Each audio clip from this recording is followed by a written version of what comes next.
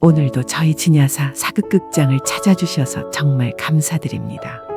왕이선이 즉위한 후 조선의 공기는 달라졌습니다. 과거의 조선이 낡은 명분과 예법에 매몰되어 있었다면 이선의 조선은 제2가 설계한 정교한 수치와 이치 위에 세워지기 시작했습니다. 제2는 상궁의 신분으로 편전의 깊숙한 그림자 속에 머물렀으나 그녀의 손끝에서는 조선의 모든 물류와 조세가 재편되었습니다. 그녀는 낡은 관습을 걷어내고 백성들의 등짐을 덜어줄 새로운 세법과 유통망을 구축했습니다. 제희야, 내가 제안한 대로 삼남 지방의 조은선을 개편하고 창고의 입출을 규격화하니 불과 1년 만에 국고의 손실이 절반으로 줄었다. 대신들은 기적이라 말하지만 나는 이것이 내가 밤새 깎아 만든 이치의 힘임을 안다. 전하, 이것은 기적이 아니라 산수일 뿐입니다. 탐과 놀이들이 가로채던 것은 장부와 실제 사이의 빈틈이었습니다. 그 틈을 숫자로 메웠을 뿐이니 흘러야 할 돈이 백성에게로 흐르는 것은 당연한 이치이옵니다.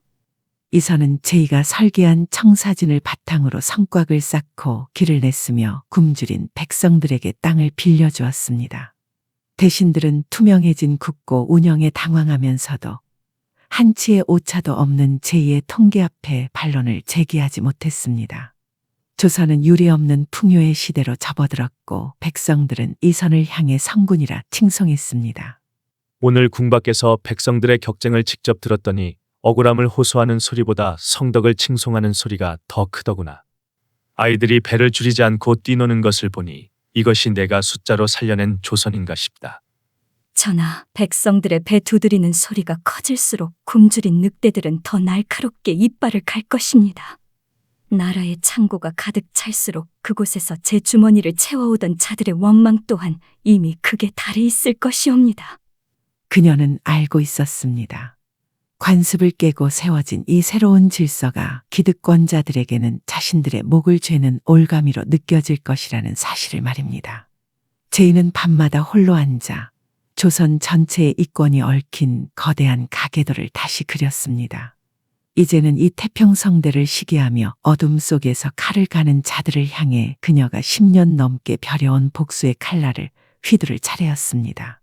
전하, 전하께서는 이 빛나는 조선을 다스리십시오. 저는 전하의 치세 뒤편에 숨어 아버지를 죽이고 이 나라를 좀먹은 자들의 숨통을 숫자로 끊어내겠습니다.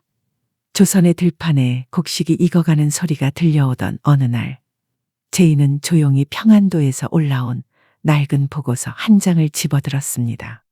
그곳에는 아비의 원수 관찰사의 이름이 적혀 있었습니다. 10년 전 제2의 아비를 짐승처럼 짓밟고 그녀의 세상을 무너뜨린 관찰사 조익현.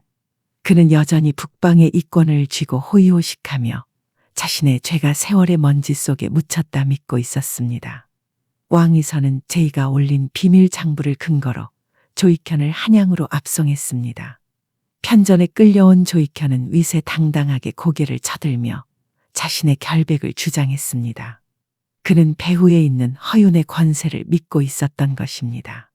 전하, 소신은 평안도의 적박한 땅에서 오직 나라의 안위만을 위해 뼈를 깎아왔사옵니다. 어찌 근거 없는 소문만으로 소신을 죄인 취급하시나이까? 만약 명백한 증거가 없다면 이는 필시 조정을 어지럽히려는 무리들의 간계일 것이옵니다. 증거라. 그대가 불태운 장부와 입을 막은 백성들이 증거가 될 수 없다 믿었겠지. 허나 그 증거는 차고 넘치는구나. 그때 기둥 뒤 어둠 속에 서 있던 제2가 천천히 걸어 나왔습니다. 상궁의 의복을 입었으나 그녀의 눈빛은 10년 전 그 진흙탕 속의 소녀의 것 그대로였습니다. 조익현 대감 기억하시겠습니까?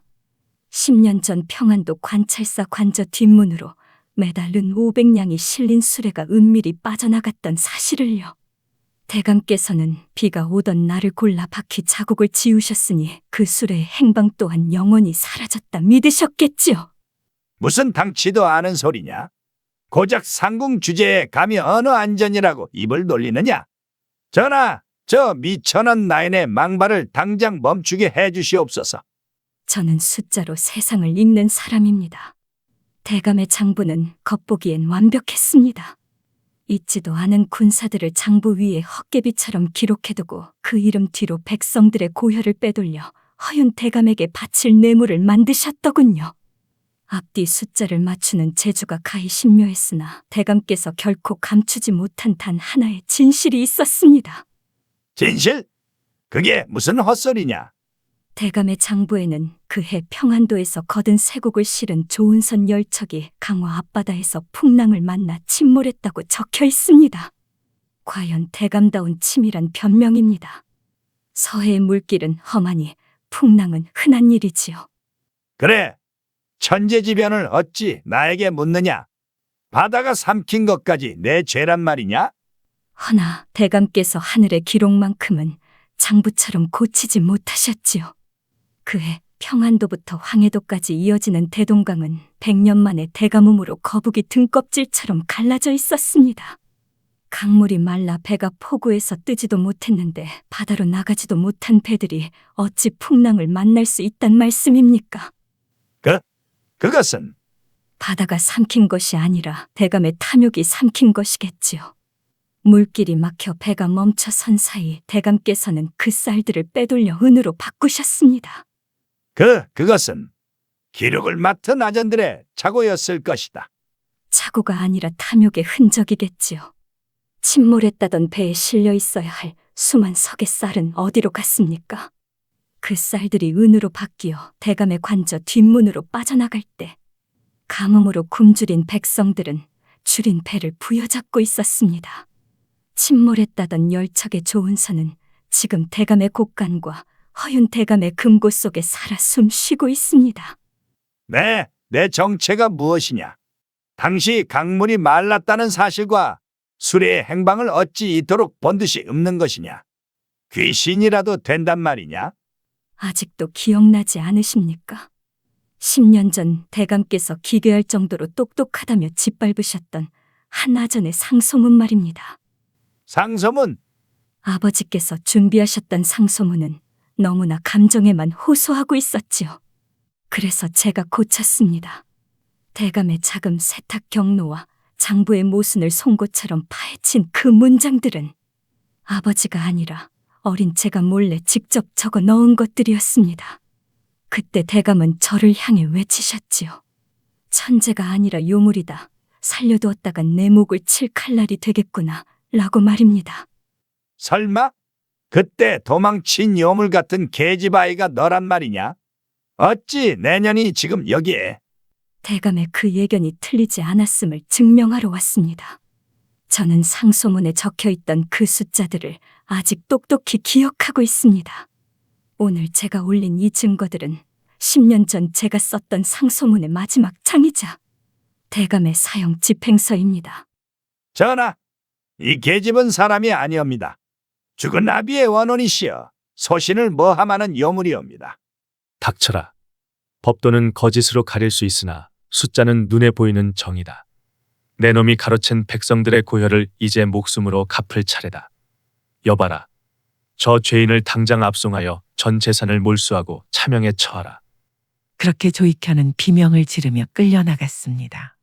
권력을 휘두르던 오만한 관찰사는 자신이 무시했던 미천한 아전의 딸이 쳐놓은 숫자의 그물에 걸려 처참하게 무너졌습니다. 편전의 정적이 흐르자 제인은 아버지를 향한 묵직한 응어리가 조금은 씻겨 내려가는 것을 느꼈습니다. 하지만 제이의 얼굴에 기쁨은 없었습니다. 이제 겨우 허윤의 하수인 하나를 쳐냈을 뿐이기 때문입니다. 관찰사 조익현이 끌려가고 궁궐에 남겨진 차가운 공기는 곧 닥쳐올 거대한 폭풍을 예고하고 있었습니다. 다음 날 허윤의 저택. 자신의 수하였던 조익현의 처형 소식을 들은 허윤은 찻잔을 내려놓으며 서늘하게 웃었습니다. 그의 눈동자에는 분노가 아닌 사냥감을 발견한 맹수의 흥분만이 감돌고 있었습니다. 좌의정 허윤은 수족을 잃었음에도 눈 하나 깜짝하지 않았습니다. 오히려 그는 자신의 치부를 꿰뚫어 본 보이지 않는 손의 정체에 흥미를 느끼기 시작했습니다. 그리고 시작된 허윤의 반격은 칼바람처럼 매서운 무력이 아니라 조선의 혈맥을 서서히 말려 죽이는 정교한 거미줄이었습니다. 며칠 뒤 평온하던 도성에 서늘한 전조가 감돌기 시작했습니다. 제이가 치밀하게 닦아놓은 물길과 길목을 타고 전국으로 흘러야 할 쌀과 소금이 포구에서 발이 묶여버린 것입니다. 허윤의 소나기에 있는 경강상인들이 약속이라도 한 듯 물건을 쌓아두고 풀지 않는 매점매석을 시작한 탓이었습니다. 시장의 질서는 순식간에 무너졌습니다. 쌀과 소금 가격은 하룻밤 사이 천정부지로 치솟았고 종로에 유기 전에는 물건을 구하려는 백성들의 아우성이 가득했습니다. 설상가상으로 제이가 거래의 투명함을 위해 장려했던 환표들조차 더 이상 좌의정택의 보증이 없으면 종잇 조각이나 다름없다는 흉흉한 소문과 함께 가짜 환표들이 시중에 뿌려지기 시작했습니다. 제이가 공들여 세운 산수의 이치가 권세가들이 쳐놓은 탐욕의 그물에 걸려 뿌리째 흔들리고 있었습니다. 숫자는 분명 창고가 가득 찼다 말하고 있었으나 정작 백성들의 손에 들린 것은 텅 빈 바구니뿐이었습니다. 어찌 된 일이냐? 고가는 가득 찼는데 왜 백성들은 굶주리고 있단 말이냐? 장부상으로는 아무런 문제가 없지 않으냐? 전하, 이것은 자연적인 흉작이 아닙니다. 허윤이 조선의 모든 거상을 움직여 물류의 흐름을 억지로 막아버린 것입니다. 장부의 숫자는 맞지만 그 숫자가 움직이지 못하도록 돈줄을 묶어버린 것이지요. 그는 지금 전하의 치세가 얼마나 허약한지 증명하려 하고 있습니다. 그때 예고도 없이 허윤이 편전으로 들어섰습니다. 그는 여유로운 미소를 짓고 있었으나 그 눈빛은 굶주린 맹수처럼 형형하게 빛나고 있었습니다. 전하, 도성에 흉흉한 민심이 가득하여 노신이 가만히 있을 수 없었사옵니다. 법도와 숫자로 나라를 다스리겠다 호언장담하셨으나 결국 돌아온 것은 시장의 혼란뿐이지 않습니까? 나라의 경제는 일개 나인 하나가 휘갈긴 낙서 같은 숫자로 움직이는 것이 아니라 수백 년간 이 나라를 지탱해온 사대부들의 신용으로 움직이는 것입니다. 좌의정, 그대는 지금 이 혼란이 그대들의 신용 때문이라 자백하고 있는 것이오. 자백이 아니라 충심 어린 고언이옵니다. 곁에 두신 상궁이 비범하다 하나 전하께서 간과하고 계신 것이 있습니다. 전하께서 숫자에 눈이 멀어 수백 년 이어온 사대부의 의리를 저버리시니 천하의 기틀이 스스로 요동치는 것이 아니겠습니까?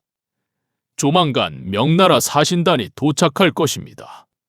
그들이 요구할 불가능한 수량의 조공을 과연 저 아이의 얄팍한 산수로 감당해낼 수 있을지 지켜보겠습니다.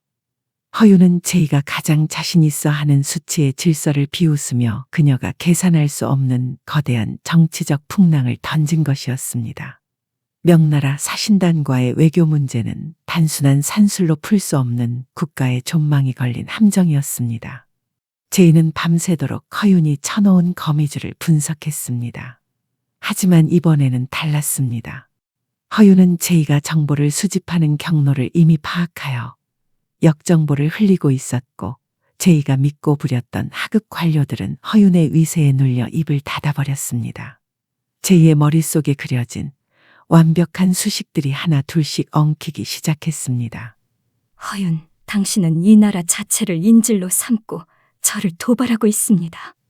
제가 한 수를 두면 당신은 아예 바둑판을 엎어버리는군요.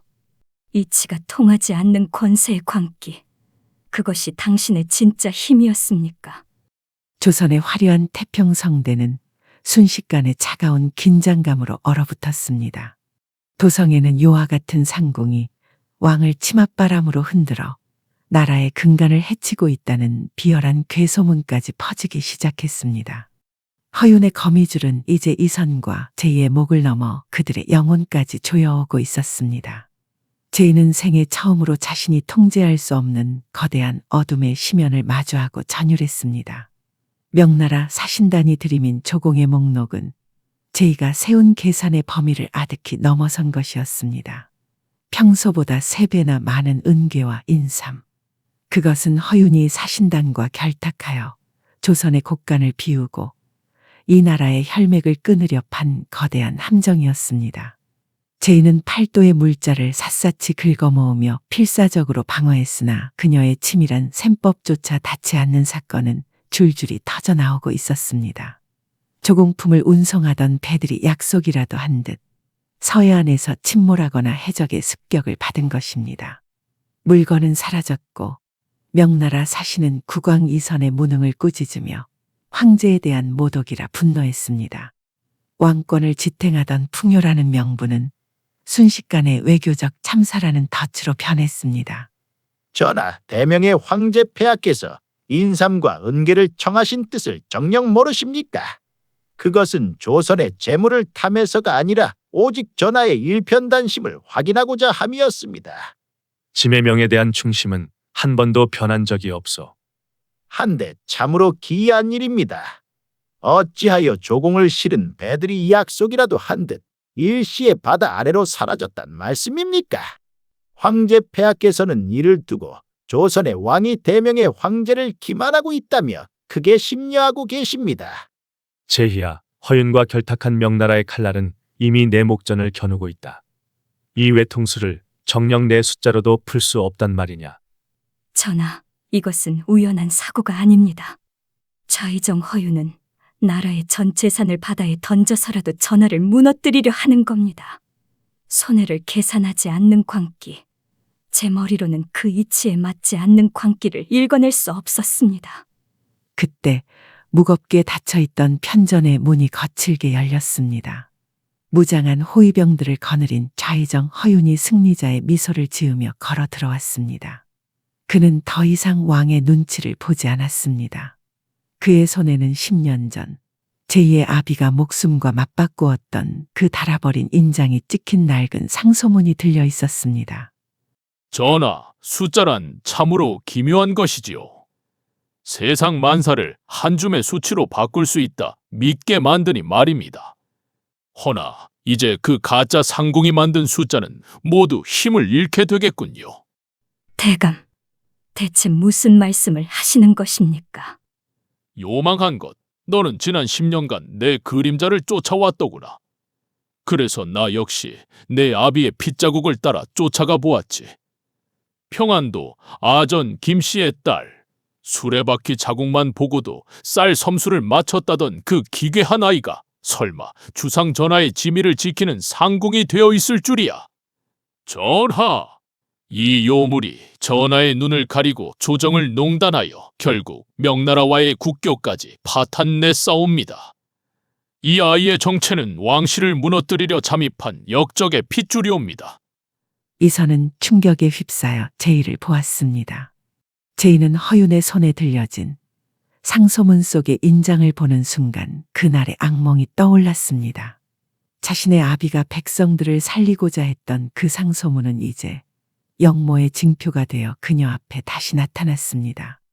국교 파탄이라는 명분 아래 지금까지 그녀가 이루어온 모든 것들은 이제 한낱 역적의 딸이 저지른 농단으로 전락했습니다. 이제 알겠느냐? 내가 10년 전 관찰사에게 내 아비의 죽음을 명한 것은 상소문 때문이 아니라 너처럼 기어오르는 것들의 싹을 자르기 위함이었다. 내가 아무리 똑똑한들 사대부의 나라는 너 같은 미천한 것이 감히 셈할 수 있는 영역이 아니라고 내 경고하지 않았느냐? 무엇들 하느냐? 전하의 총기를 흐리고 사대의 도리를 저버리게 한 저 요물을 당장 압송하라. 허윤의 신호와 함께 금군들이 편전으로 들이닥쳐 제이를 에워쌌습니다. 멈춰라. 내 허락 없이는 누구도 상궁에게 손을 댈 수 없다. 당장 그 무기를 거두지 못할까? 이선이 제이에게 다가가려 하자 한쪽에 있던 명나라 사신이 차갑게 읊조립니다. 전하, 보아하니 지금 역적의 핏줄을 감싸기 위해 대명의 황제 폐하께 맞서시려는 것입니까? 조공이 제때 황제께 못 닿은 연유가 상궁으로 위장한 저 역적의 딸 때문임이 밝혀졌는데 어찌 계속 감싸고 드십니까? 전하께서 내딛는 그 한 걸음이 황제의 분노를 살 것이란 생각은 안 드십니까? 명예사신은 지금 과인을 협박하는 것이오. 전하, 만백성의 어버이이신 전하께서 어찌 일개 요물을 위해 나라의 명운을 거시옵니까? 저 아이를 내어주어 황제의 진노를 다스리는 것이 전하께서 이 나라를 위해 하실 수 있는 마지막 선택이옵니다. 그 말에 제이를 향해 뻗었던 이선의 손은 힘없이 떨어집니다. 자신의 궁궐 안에서조차 한 발짝도 움직일 수 없는 왕의 처참한 무력감이 편전을 가득 채웁니다. 그것은 마치 동궁전에 갇혀 숨죽여야 했던 세자 시절의 공포와 닮아 있었습니다. 제이는 무릎을 꿇은 채 자신을 내려다보며 비웃는 허윤과 절망에 빠진 이선을 번갈아 보았습니다. 그녀의 머릿속을 가득 채웠던 수만 가지의 수식들이 유리 조각처럼 산산이 부서져 내렸습니다. 전하, 제가 틀렸습니다. 저들은 장부를 고치는 저보다 장부 자체를 불태워버리는 법을 더 잘 알고 있었습니다. 이제 제 손에는 아무런 숫자가 남지 않았습니다. 이윽고 허윤의 명령이 편전에 울려 퍼졌습니다. 저 요모를 당장 의금부로 압송하라. 그리고 전하께서도 대국을 기만하고 사직을 위태롭게 만든 이 참담한 사태에 대해 백성과 대명의 황제 앞에 무거운 책임을 지셔야 할 것이옵니다. 제이가 끌려가며 이선과 마지막으로 시선이 마주치는 순간 조선의 태평성대는 피로 물든 어둠 속으로 침몰했습니다. 왕은 자신의 궁궐에서 다시 한번 유배되었고 책사는 자신이 믿었던 진리 앞에서 무너져 내렸습니다. 숫자가 증명하던 정의가 권력의 불길 속에 재가 되어 흩날리는 밤. 이 관계의 심연에서 과연 제이는 단 하나의 변수를 찾아낼 수 있을 것인가? 조선의 명운이 걸린 가장 처절한 도박이 이제 막 시작되려 하고 있었습니다. 4부에서 계속됩니다. 끝까지 시청해 주셔서 감사드립니다. 구독과 좋아요를 눌러주신다면 더 재미있고 감동적인 이야기로 찾아뵙겠습니다.